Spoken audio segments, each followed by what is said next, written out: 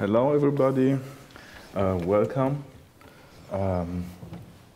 Thank you, Maxon, for the invitation. It's really fantastic to be here and to be part of this show and to have the possibility to give a little bit back to the community and share some insights about our projects. My name is Michael Fragstein. I'm running a tiny design studio with a strong focus on animation, and we are based in Stuttgart and in Augsburg. And I'm here today with Matthias Lein, my colleague that was working on a project that we will show you. So, hi everyone. Hello. And before we get into details, let's have a look at our reel.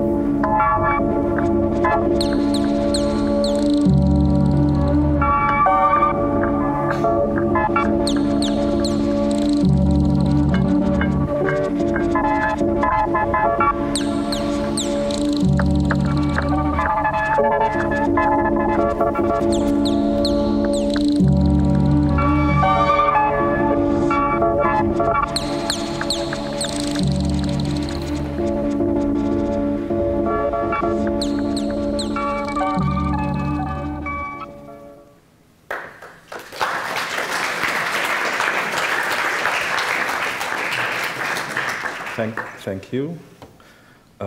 Let's talk about Cinema 4D.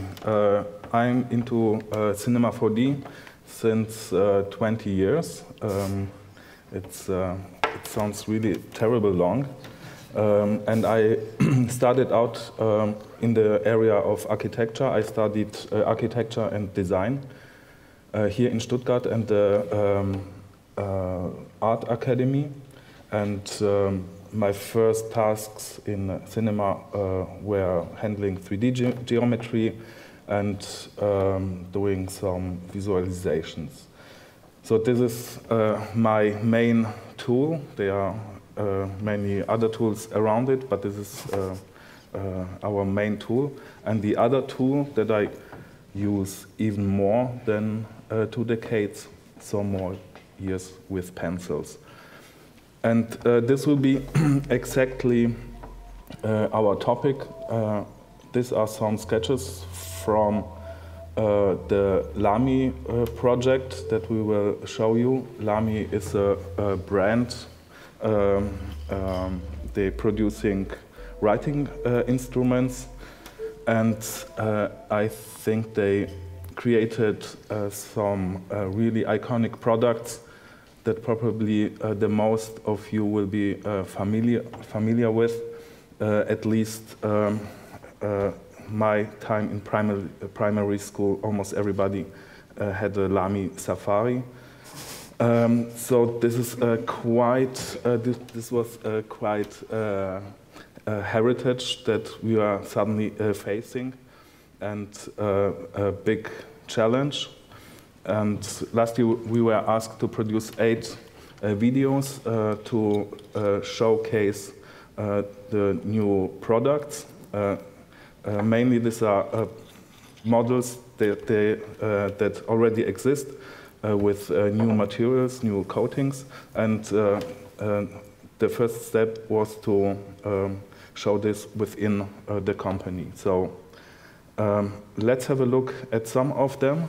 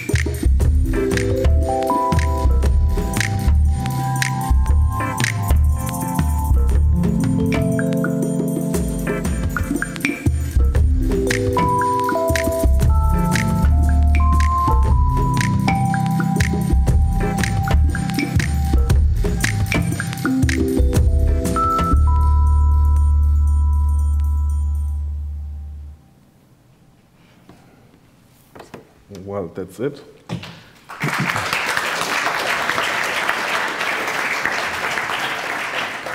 Thank you. The campaign worked quite well for our client. They were quite happy with the results and also LAMY's fan base, but not everybody. There are always exceptions, you know, it's the internet, so. And in terms of our documentation, we were searching for some really mean comments about our work. We take critique seriously, so. Yeah, and somebody told me you should always make your audience laugh. You make amazing pens and ink. I own a few and love them, but this avert. 1990 called and wants its 3D animation software back. I think it's also a nice claim. Maybe Maxon should think about it. Also, notice the typos. Really excellent. Yeah, and they were like almost right, because in the 1990s it's where I started with cinema, so they caught me. Let's get started with the LAMY Ion, and there will be quite a lot of technical details, but I want also to talk about developing abstract contents and how you communicate this to your client, because this is something that is not that easy. And we started for each of the products, we came up with a strong title or a slogan, and we tried to create for each of the products small world that is fitting the peer group or the features of the product. And in this case of the LAMY Ion, the slogan was the sound of design. What does this mean? We tried to visualize the process of creating, of designing, of the process of seeking for a perfect form and for the perfect ratio and for perfect proportions. This is Jasper Morrison, the designer of this pen, and we tried also to imagine how this could look like if you design things, if you're playing with proportions and so on. And we wanted to do this on two sides, on the visual base and also on the musical base. And within our research, we found really nice alternative notations for music, graphical notations, mainly from the 70s and from the 60s. And this was quite an inspiration for this movie, or for this video. So where is the storyboard? Because in the usual production, you come up with a storyboard, and after approving it, you just execute what you promised to your client. But we wanted to extend the phase of playing as long as possible, because the longer you have the possibility to play around, the more complex things can get, the more, or probably also more easy, but you can really increase the quality, and usually it's also like the part that is more fun within the project. So we decided for the very first presentation that we did for LAMY to come up with 3 almost completely finished movies. So we presented them the concept, the abstract concept, the way that we intend to go, and 3 examples how things could be executed. This is a sheet from the presentation showing the status of the production, and you see there are like 3 almost already finished clips, and it was a little bit risky thing, because we blew quite a big part of the budget on the first presentation, but it worked well, and we had, from this point, we had the confidence and also quite a freedom to do things in the way that we like it. We started from 2 points, like really basic graphical approach, doing some examinations, and we had a look on the proportions and playing around with this and trying to transfer this to simple minimalistic graphic illustrations. This is just some illustrations from the beginning. So this is the one side, and on the other side we wanted to build up a toolbox creating black and white animated maps that we would use in different channels, material channels in Redshift, for example in the bump channel, or in the color channels, or in the blender channels, where you can blend between 2 different materials. So maybe you say it's actually the first project you did with Redshift, right? Yeah, exactly. This was the very first project. We started several weeks before the production started to play around with Redshift, and it was really a nice thing to have such a powerful tool suddenly in your hand, where you can really visualize things in like really no time, and also like doing animatics, you can do it really almost in a final look.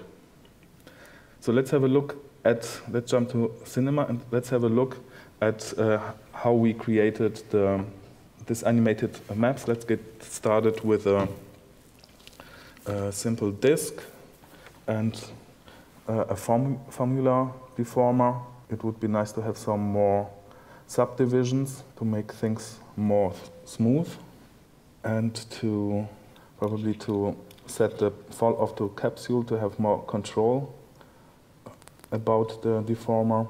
Let's put it to the side a little bit and tweak the settings for the size. 50 is a quite nice value. Doesn't have to be always the same. Things can be tweaked to let things look more complex. And then we started to play around, make things more complex. In this case, just duplicating the formula deformer. Let's get rid of the deformer in the viewport, and also tweaking the values of the formula itself. It's quite an easy thing because you have an instant feedback what different values are responsible for. And let's smooth things out for a smoother result. Around 50, it's also quite nice value, and then we can play around with the position of the deformers. And then for the animated black and white maps, we need a material with a gradient in the luminance channel. Let's change the orientation and put the material on our disk. Right. And let's go to flat projection type. So we have different possibilities to adjust the colors, because we want to have the whole range from all black in the lowest point to pure white in the highest point. There are different ways you can, or put this black and white points in the gradient closer to each other. You can squeeze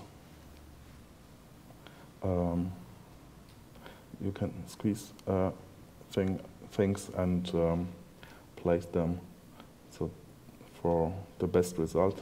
So let's get a little bit more down. So after that, we did several variations of these systems to build up a toolbox. Let's jump forward because I'm seeing that I'm already delayed.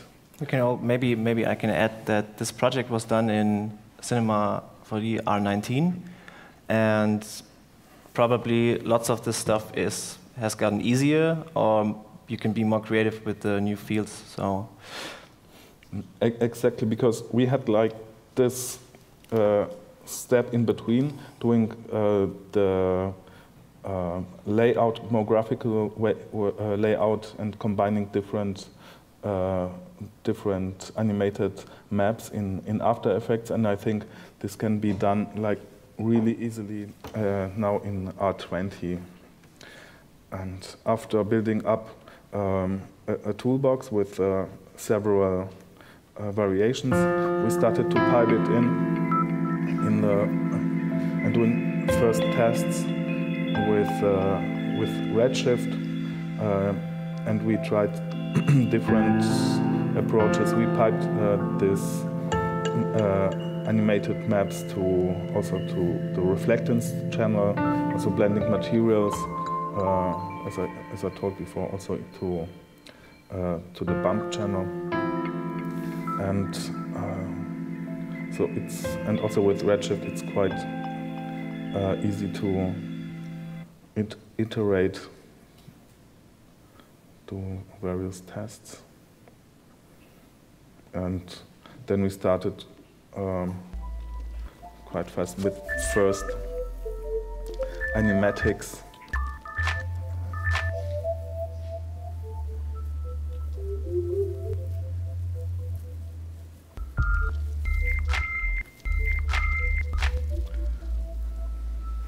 So, and probably you see now, if you compare this, what you saw now, to that, to the final result, it's probably not the straightest way from A to B, but at least quite playful. And one more thing. Let's have just a quick look at this scene and at the Redshift material, how this was set up. Really quite basic. We had a texture in the diffusion node in a basic material. Then we had a red aluminum, a basic aluminum material with red tinted reflectivity. And for blending between these two materials, we were using the material blender, and we piped this in to the blend color.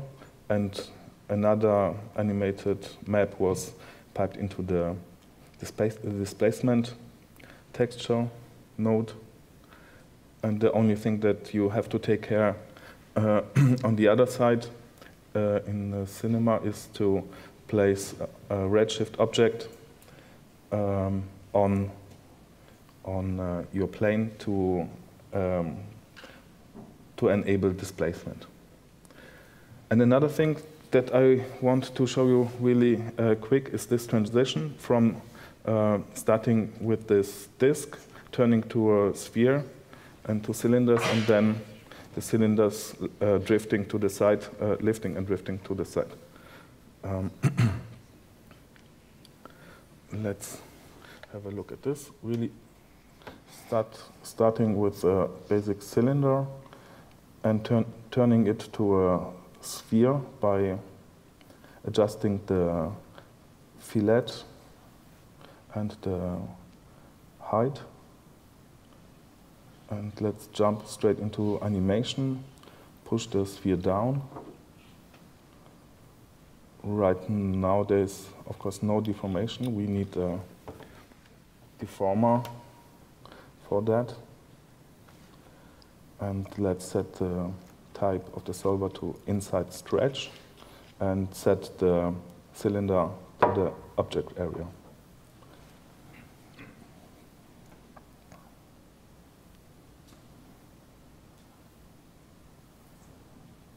So this is the starting point.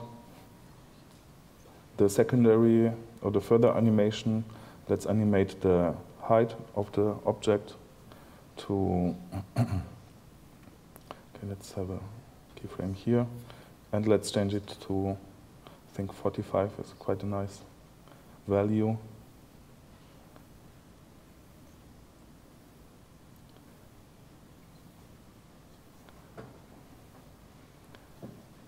Let's turn it a little bit and push it a little bit more inside the plane. And in the end, we wanted everything to drift to the left side and leave the screen. So let's push up the thing, set another keyframe. And probably we need another keyframe to, I don't want that this thing is going straight to the left side. Let's have a first impulse that is going straight upwards.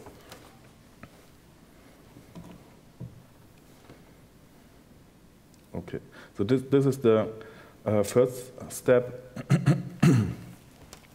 Then this is the kind of stiff when we look at this. And by adding a jiggle deformer, everything is getting more organic. It will be kind of tissue or rubber like by adding a jiggle deformer with quite low values in stiffness and structural and drag. And then we have to cache this to jump to the next step in this of the scene, and I will show you some screenshots of this step that will explain step by step what happened next. So we were copying the main cylinder that was deforming the plane, adding cloner under it with several smaller cylinders in it, and the type of the cloner is radial, and we animated in this moment that the sphere is stretching. We animated the radius of the cloner and also the size of the smaller cylinders. Then we add rigid body tag to the cloner so that the small cloners wouldn't interact, and we set the follow position and follow value to quite high values so that they would stick in their position but do not intersect, and another collision tag to the bigger cylinder. And to make it less rigid, we add a random deformer, changing the position, and we animated in this moment of impact the random seed of the deformer to make things a little bit jittery and a little bit blurry. So this was my part. It's exactly 30 minutes like planned. Yeah. Amazing. Yeah. Wow. And I will hand over to Matthias. Yes. And one more nice comment from our internet community. So someone got a new graphics program and tried out all the features out on your advert. Get the graphics program away from whoever it is and send them outside to smell flowers. So I'm taking over to get it away from you. Maybe you want to smell some flowers. Yeah. Fine. Right. All right. So maybe you can print this on the packaging. I think it's like on the DVDs. There's always this excerpts of magazine reviews. Maybe that's something. So my part was the LAMY Xevo pen. And it's quite a bit different because the Xevo pen is a giveaway and in the business context, while all the other pens are consumer pens. And the main theme we created for this excuse me, pen was exchange and communication, like all this kind of business stuff, and probably bridging the gap between the digital and analog world. So transforming information, trading goods, all this kind of busy things going on in the business world. And first of all, the first difference between this and his clip, and probably you can already tell by our shirts, is because I need it black. And the clip itself is like the dark twin to the clip Michael showed you. It has many similarities in how it looks, but also in the process, but there are some key differences. And the first thing you will probably see is like the look. We had glass and flashy lights, LEDs, like more like a sci-fi technological theme going on, while Michael's last clip was more the artsy paper and like elegant version, but I guess I just show you the clip and you see for yourself. It's a production reel. Oh, sorry.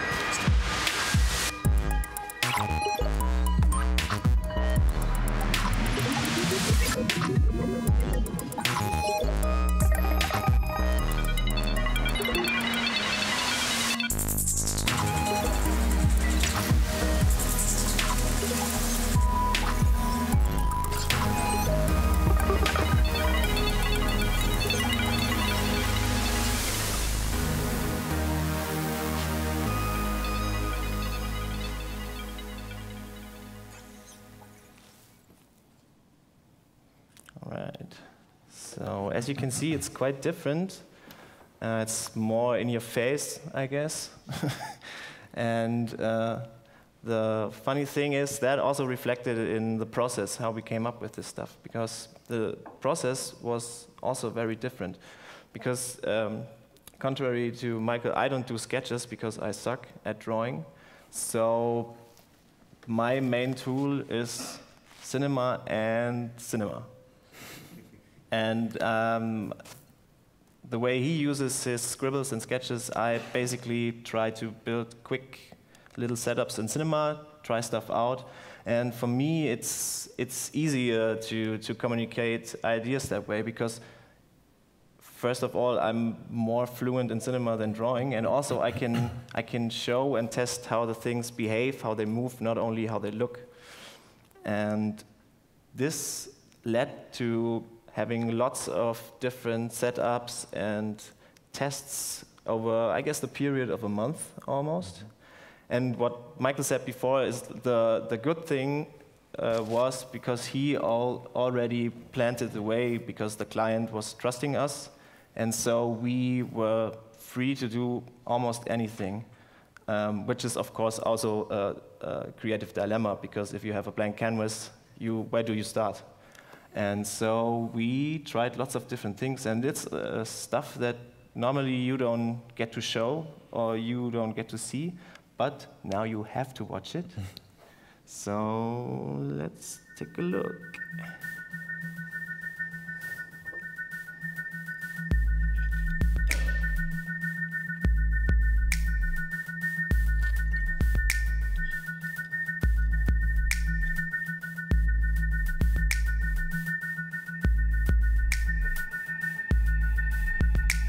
Long.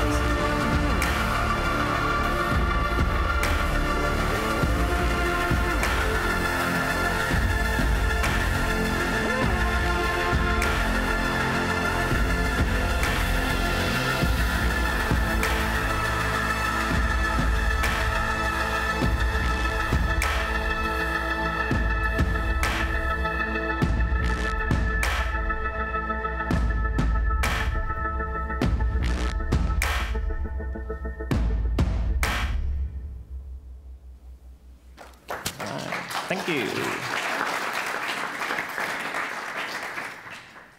This actually feels good. Yeah, because normally this is the stuff you throw away. Well, it's not every project has that much of experimentation, so this is more the exception than the rule, but in general it's all about these things that you try, and they are essential for the creative process, but they don't end up being in the final project.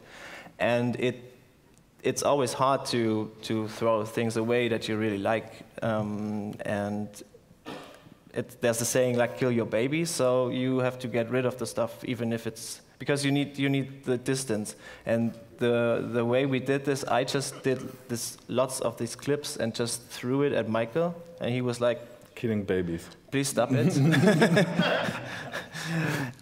It's like the shotgun approach. I'm like, here, that's what I did. Check it out. And he was like, nah, it looks like Tron, but not good. And this looks like Iron Man, but not good. So we're not making a Marvel movie. Please stop. No, it was quite more constructive. But that's the good thing. I hope. Yeah. But I think it's here you can see, you know, like the two different poles.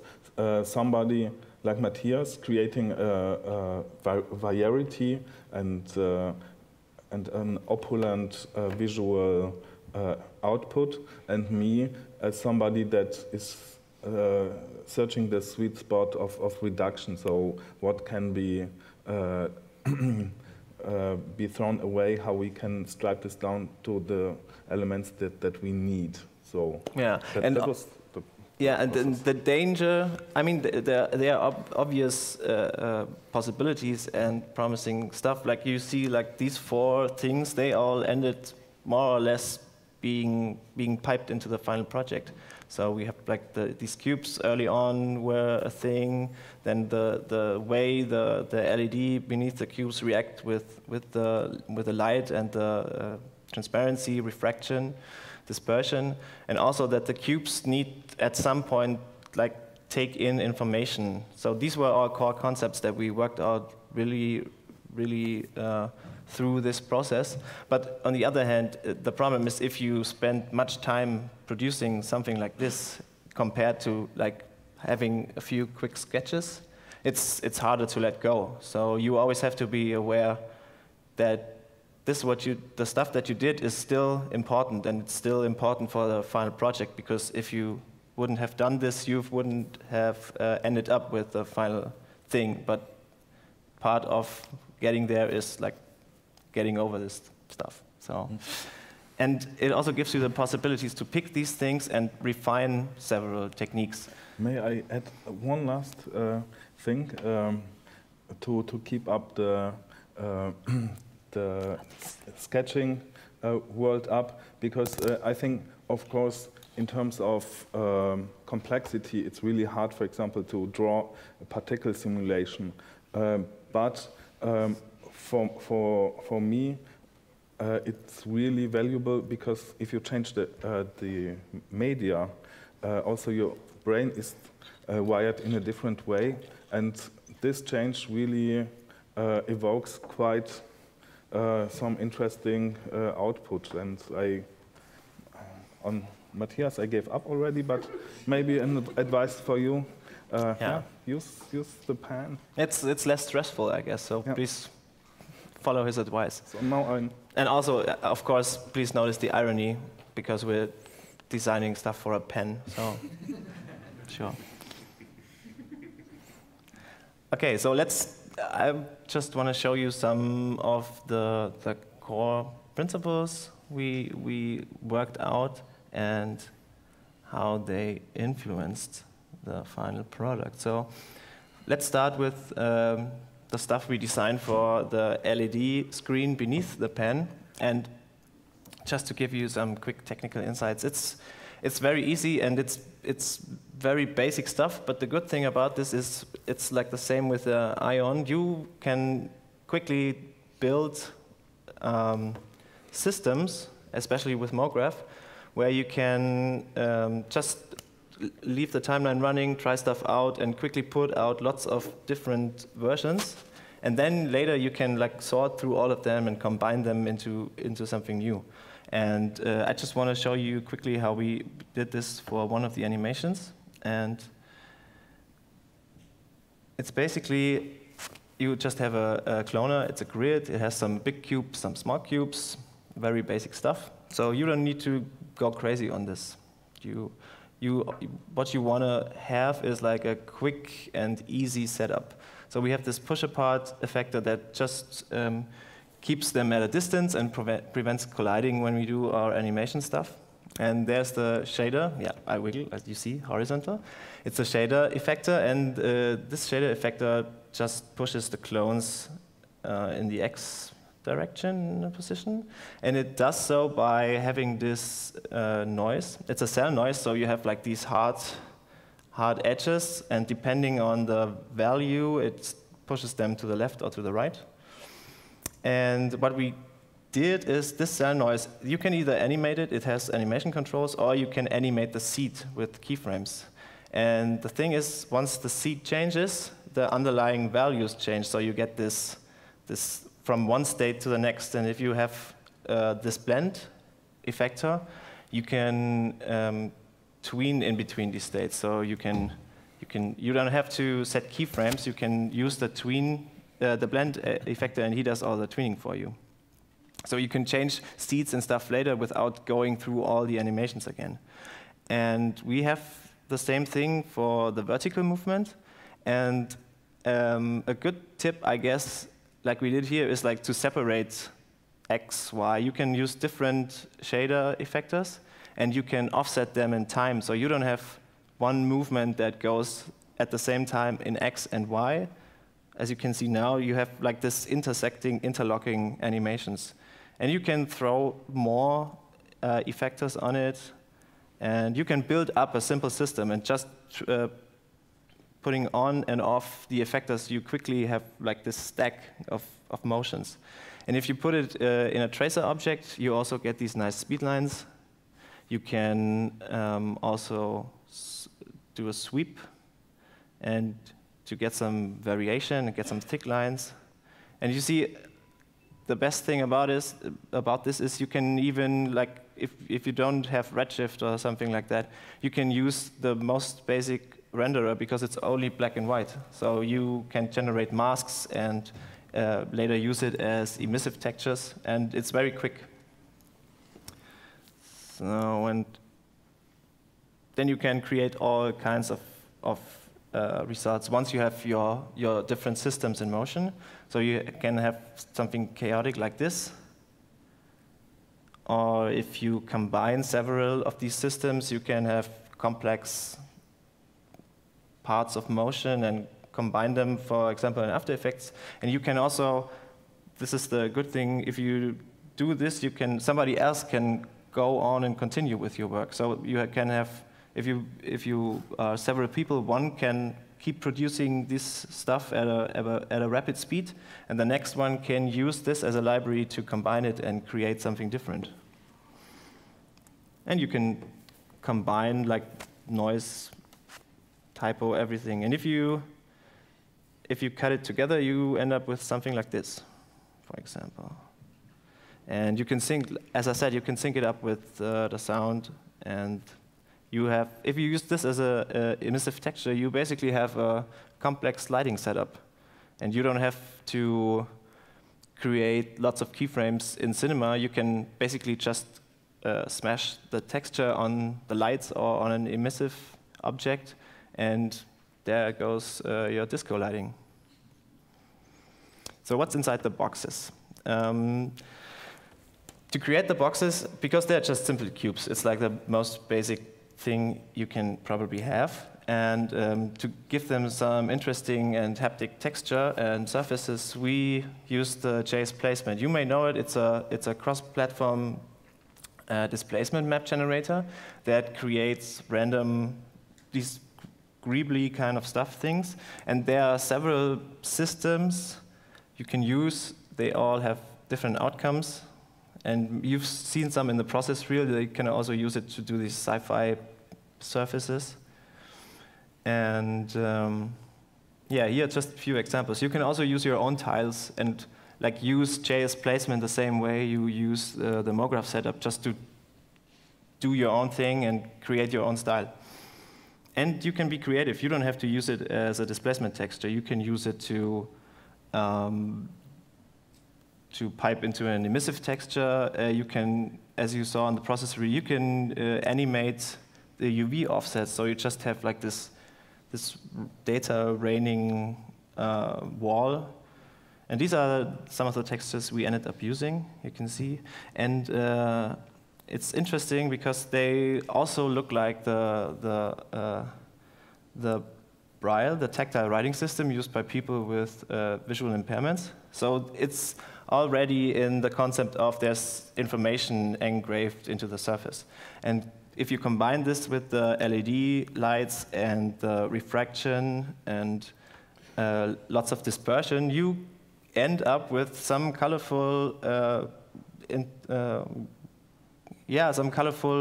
reflections. And all that started with just having some black and white masks and piped into the system.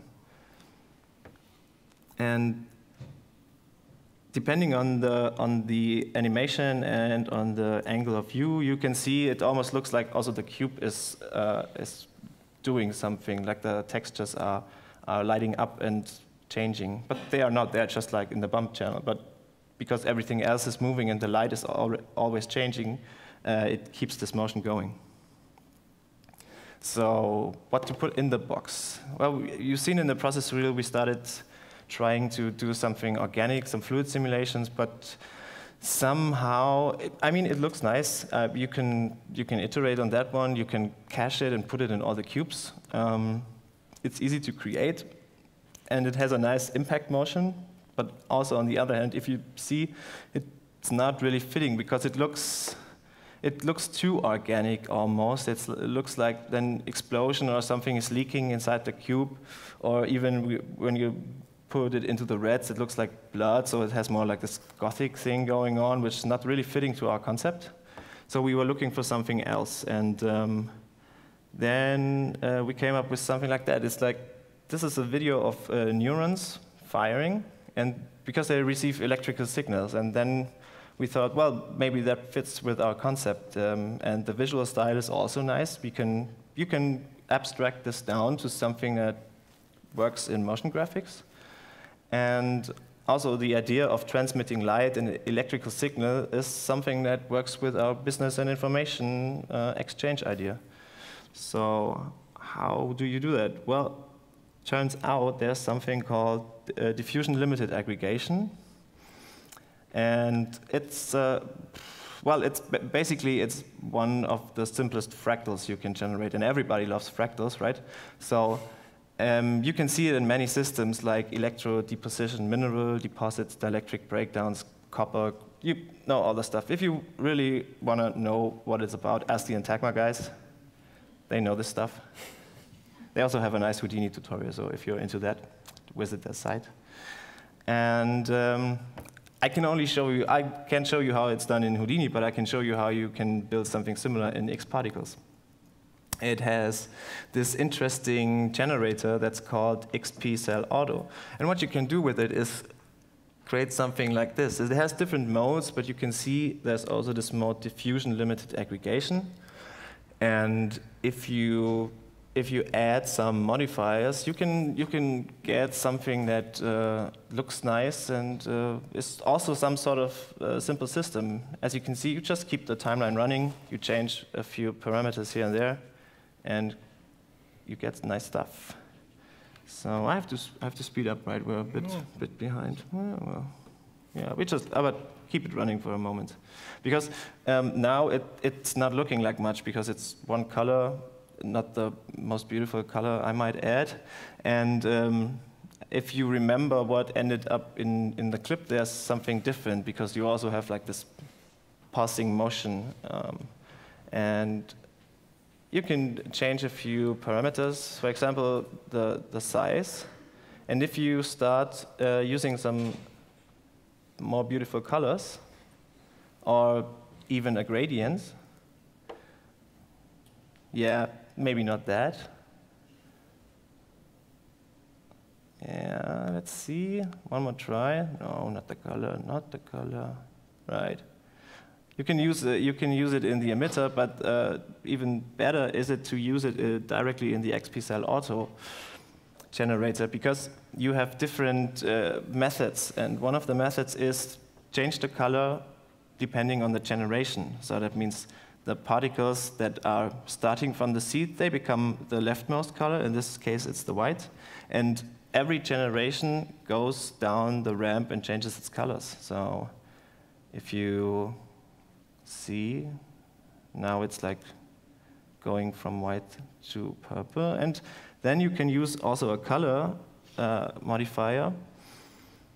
And the nice thing about the color modifier is you can set it to time dependent. And you can give it an amount of frames. And then each particle goes through a motion from the first leftmost color over the gradient to the rightmost color. And this in 40 frames. And you can tell it to restart. And what this does is something like this. And then you get this pulsing motion, because the particles that are born earlier start first with their cycle of colors. And then you have this offset and this cascading color cycling, which looks like something is pulsing, like electrical charges. And if you render it out with material in Redshift, you get something like this. And I think it looks pretty nice. And if you put it in our cubes, you get something like this. And once again, you have like this playful refraction. You can see there's all sorts of different colors at the edges. And then there's only one thing left, because we're talking about pens, right? There's still pens. So I can show you this scene. And this is like an old magic trick. You just make something disappear. It's not too fancy, but it's effective. It works. And it's pretty easy if you use Redshift, because you don't have to fight with Booleans or geometry. You can all do it like on render time. I just quickly show you how. You can see this is the Redshift setup. And if you look in the object manager, bottom right, you can see there's like this Redshift render tag. And there's the possibility to tell Redshift only to show certain types of rays.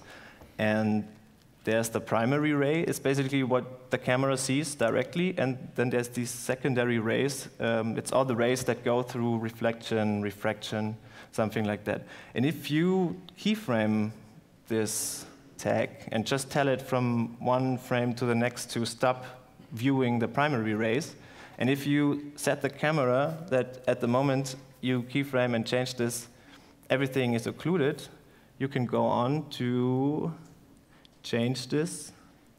And so you see the cubes go up. And if you see it from a different angle, the pen disappears. But because you see it through the cubes, you don't really notice the switch up. And once again, what is really nice is if you use Redshift, I mean, just look at the render view. It's amazing you can work this way. It's 20 years ago. You couldn't do this in two days of rendering. And it really helps, because you see in the OpenGL viewport, as nice as it is, you don't see stuff like this refraction. And on the left, you can adjust it and just judge if everything is the way you want it. And so you end up with something like that. And you only see the pen in certain cubes. And we really like how this came out. But of course, people on the internet, they want to see more pens. The most pretentious and self-absorbed presentation I can remember seeing in some time. I had not the patience to wade through it to see what was actually on offer. If you expected panting anticipation, you should have spent more time actually showing the pens rather than endless computer graphics. Fail. So thank you very much for your patience. Thanks for watching. I hope you have a nice last day of FMX.